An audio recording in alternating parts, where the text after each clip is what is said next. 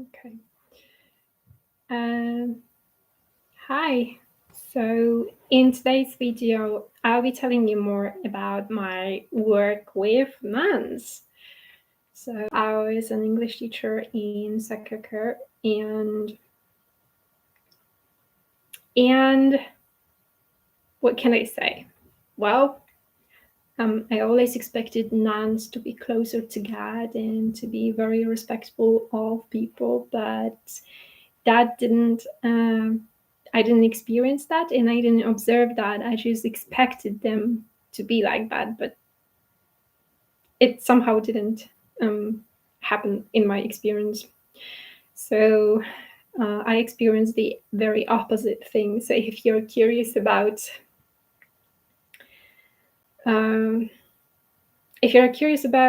way the system works, and if you're curious about my work with nuns, being an English teacher and teaching children English in a Catholic school, then stay tuned.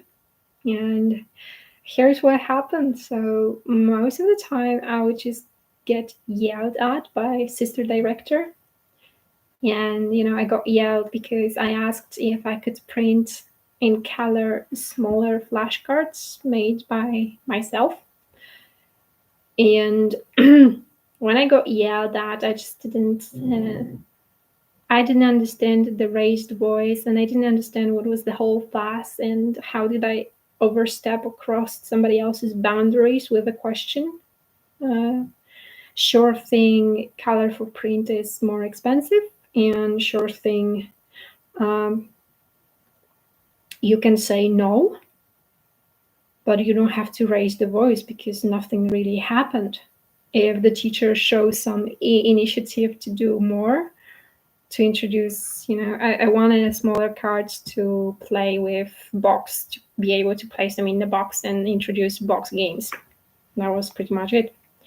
And other time when I got yelled at, it was because I used to wear black clothes to work because, I was fat. And I just felt better in black clothes because I looked slimmer in them. And one thing is, to ask somebody to wear different clothes if they have them. And one thing is to try to impose on them that, they work with children, they should wear different clothes. Because what if I had no other clothes? Yes, I always found something in my wardrobe, but I didn't feel well in bright clothes because I was fat. And for me, it was important to have always something that's, more loose, something that makes me look okay, and something that is also very comfortable, I never liked trousers that would be, too tight, and I never wore belts because that makes me, somehow, I don't know, disturbed. So, I found this inconsistent because I also taught in kindergarten over there, and I saw a girl, my colleague from work, who used to have very black hair, very black makeup, and very black shirts, t-shirts, and so on. So I was like, oh my God, but this lady works there much longer than I do. And I was asked to change my clothes. And then as I was asked that, then, Evelina was finally asked that too, because she approached me with the same topic. But I'm like thinking, well, you worked here, you were here longer. So you should have that corrected long time ago, if that was a disturbing case. So for me, it was a little bit inconsistent. Yeah. And yet another time when I got yelled at was when, I was asked to leave the classroom in kindergarten. The priest was coming dressed as Santa, and he was coming with candies to children. So I was having my lesson, and the ladies working with that group, kindergarten group, asked me to leave because the priest was coming. And then my sister director saw me, and she told me, go back in the class and finish the lesson. Well, the lesson was almost finished. There were just a few more minutes to. So, but I was asked to go back, so I went back to the classroom, and the ladies working there told me yet again, please leave. Okay, so it was a little bit of double communication, but as I was asked yes again to leave the classroom, I left the classroom. And when the sister director saw me, she started to yell at me. And yet again, I was thinking, but what have I done? What have I done to deserve, people raising voice at me? Is that a big deal? And are we really adults? And this is how we are handling the issue? Because, sometimes you can have a bad day and you can explode on someone, but not 3 times over nothing. For me, those situations were over nothing, where you could just simply respect someone, listen to their arguments, or just tell them, please go back to the classroom. Not a big deal. And it happened that I was asked why was I smiling, because even in the situation like that, I was just looking at the person who yelled at me, and I was wondering, why are they yelling at me? And I couldn't fathom that. And a smile helps me reduce tension, so I would smile too, thinking this is impossible. First of all, you are a person who takes a higher position, so you should be more mature to start with. And second of all, if you're a nun, people expect you to be a little bit more understanding and nice. But, my entire impression when working there was that people were modeling me. Not only I got yelled at, but they were modeling to me, yelling at children. I got the group that was very, very naughty. And I used to do extracurricular classes for every other group in the school. So I could experience every other group. And I had the comparison. And my comparison was that my group was the worst, the most naughty. So I saw my colleague Paulina or Claudia yelling at the children, very much yelling. Like, I got scared when I could hear them. And I even saw one of the sisters in kindergarten just putting the child maybe too fast on the floor. But, he wasn't yelling. He wasn't complaining. He didn't say anything. Okay. So I started to yell at my group, but I think this was, this is something that may expose you and put you in the very bad light, and this is not the road to keep your group, keep the discipline. But when the group is naughty, you also have much more work to do with them, because you have to report to parents, you have to talk to parents, and I was asked to take notes. What do they do and what do they say? And if a girl approaches you and she tells you that one girl asks another girl to hit her, and then you have all of a sudden 3 parents to talk to. So it didn't happen in my presence, and I could just say that it was reported to me, but I had to talk to parents on the phone. I had to meet with them. When I met them, I was on the road to take the bus to school, to the second work. So, I wasn't their head teacher. So I was just an English teacher over there. But anyway, I was asked by a sister director if I had any friends, because when I had a break time, I would go to a different room and I would study for my second job, learn songs, think up gestures. And I was implied that my pronunciation was wrong, that I didn't finish the words like ing, doing, running, that ing wasn't explicit in my pronunciation, or r wasn't explicit in my pronunciation. And when she came to give me a visit, she told me that only the starting point of the class was okay, was interesting. And we had Corona during that time, so we had to start teaching online. And when I was teaching online, I took into consideration the student who all of a sudden, had shorter lessons, and they couldn't play with me as they used to in live lessons. So I used to send them the link to Padlet, where I could provide my own flashcards from Illustrator, and I could provide, the descriptions of the games. And once the corona was gone and we had to get back to live teaching, then parents still wanted this Padlet and still wanted the descriptions and illustrations.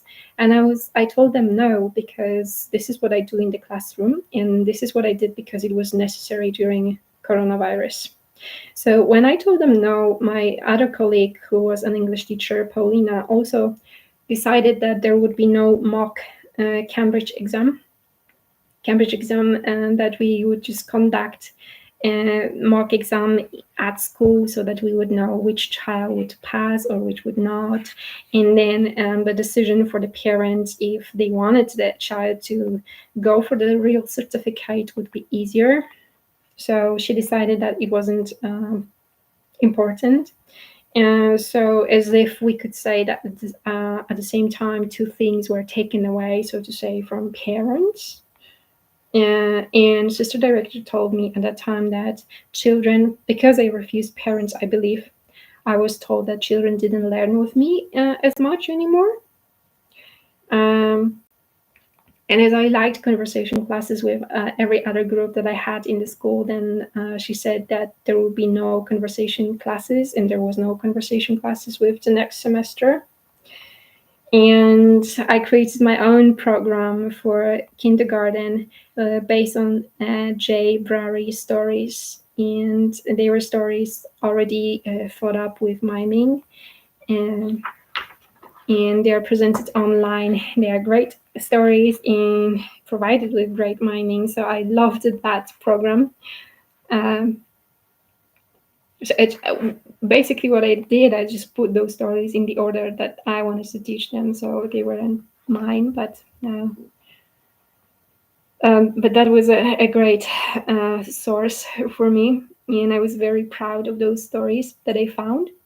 And sister director told me that this wasn't good because I did that with every age group in kindergarten, whereas my former teacher who used to teach in kindergarten gave me his program to teach, and that program would assume that they go for 2 years with the same program, and for 2 years 3 of the groups would go with a different program. So there were 2 programs created for 2 years old, 3 years old, and 4 years old children. Is the same program conducted for 2 years, and then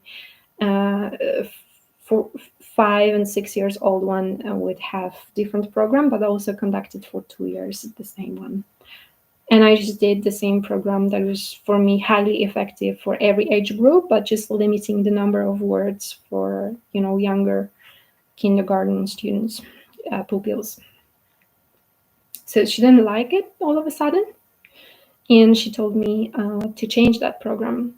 And she also told me that the yearly documents we have to provide for the end of the school year. In every other school, you provide this for the end of the school year. And in this school, we had to provide it for the end of the first semester.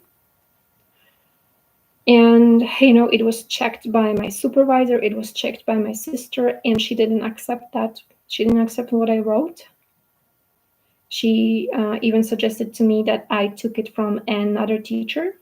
Not explicitly to me, but during the teachers meeting, staff's meeting, she said that, something like that.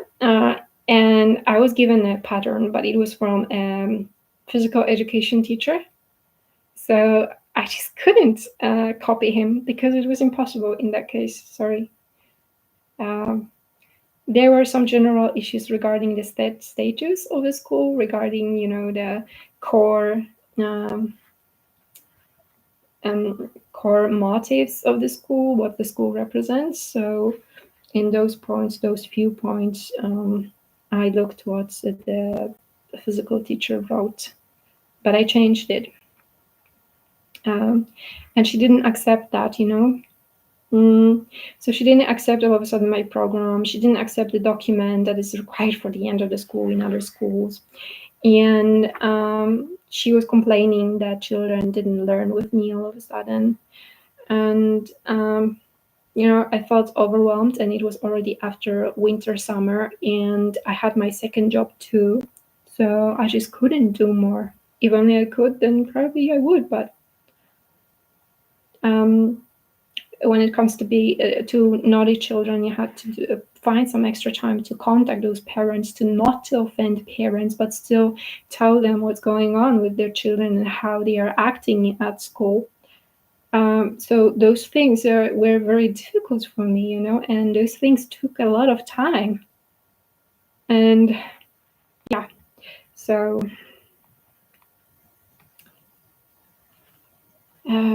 there was yet one more thing I wanted to tell you about. I wanted to tell you about COVID. When the pandemic starts, I didn't feel, I didn't have taste, and I didn't have smell. So I was convinced I had COVID because those symptoms were two of the symptoms that could indicate you had COVID. And when I went to Dr. Malinowska gave me the test. The test didn't show up to be positive, so it indicated I had no COVID. So she just sent me for 7 days of quarantine, 7 days of a sick leave, and that was it. Where most of the time you would have at least 14 days. So this time I wasn't pretending I was sick. I really believed I was sick. And after 7 days, I had to go back to work, and I told assistant director what was the situation like, how was I diagnosed, and what were my symptoms. And sister director listened to me, and she never told me that two other teachers got infected with COVID before I did. So for some time, I lived with, a belief that perhaps I was the first one who got sick with COVID, and I had to go to work because I had no sick leave. And then other people got sick too. Other people went on a sick leave too. And then one of my colleagues from work told me that, no, you weren't the first. There were two other teachers who got sick with COVID first. So, if a teacher comes to you, to your boss, to you as a boss, to tell you what's the situation like, and you're a little bit conflicted because it seems to you got COVID, but your doctor doesn't seem to believe that, and you go and say so, and there is no explanation, no comfort, no relief coming from your boss, who had to know that two other people got sick before you did. Because with COVID thing, it was on everybody's mind not to infect someone, to wear masks so that you not infect people in the queue at the shops, or your own family. It was about not infecting. So infection was one of my topics that I lived with for a few years. I lived with the belief that I infected my family with something. So therefore, I find it highly suspicious also that I wasn't given this explanation that two other people got sick before I did. And then one stunning sentence for me was when I was going home from work, and I saw Sister Ula coming back from their walk with children, and she would ask them this question. So, because you have to wonder if out of something bad, something good can come out. Yeah. And the other thing I have noticed was that Halloween, those children who went to a Catholic school would celebrate Halloween, and we would get as teachers, we would get beautiful pumpkins, very big pumpkins, and they were nicely decorated with a lot of flowers, and they were painted in pink. They were very beautiful. Yeah, it was great to get something like that, although I'm more into simple things. And then And then, as I didn't agree for parents to send them any more games, uh, we had Valentine's Day, and every teacher got a balloon in the shape of a heart, but I didn't. And then I thought, to get a pumpkin, that's very expensive in comparison to a balloon. I mean, so it looked like a message for me that I didn't get a Valentine's balloon. And it's a double message because I wrote about Valentine's and I wrote about a girl who would just, sit and talk about her wardrobe. And we would talk about her wardrobe in the room. And she's got a lot of Valentines over there. And I had nothing to say, so I wrote about it too. Um, and then, when I was looking for information actually about, priest Andrzej Augustyn and Mariusz Żuczek, those I knew, I came across an article, mentioning other priests like, Opolski, Rządzak, Knapik, Kocoł, Maślanka, Wójcik, Bochenek, Bober, and Król. And all of these people are people who are somehow, I met them, I encountered them either at school, either at extracurricular classes, either at work. And none of those people told me that they had a priest in their family, and that's kind of an event. And because of, a lot of those people I encountered were gypsy, therefore I think a lot of priests possibly are gypsy, but just the white gypsy. And therefore you don't see it at the first sight that they are gypsy. And then in Adam Bakter's book, I have learned from his book that after the Second World War, where Jewish people were attacked by priests in Saint Martin's Hill. And I tell you that also because it's a place I used to go to very, very often, because when I go walking, then I go walking to Saint Martin Hill most often. So it's a place I recognize, I know, and I like. So it was stunning for me to learn that priests could attack someone. Okay. Yeah. So, if you want to learn more about events from Piglet, if you want to learn more about the system built by the gypsy, if you want to learn more about acting out situations, and if you want to learn more about covert hypnosis and gypsy magic, then please drop me a line at lkinga788@gmail.com. And if you want to check out my course, Amelia, if you want to learn more about identities of sexually abused men and women, and if you want to learn more about manipulation, mind games, and control, then check out my course in the description of the film.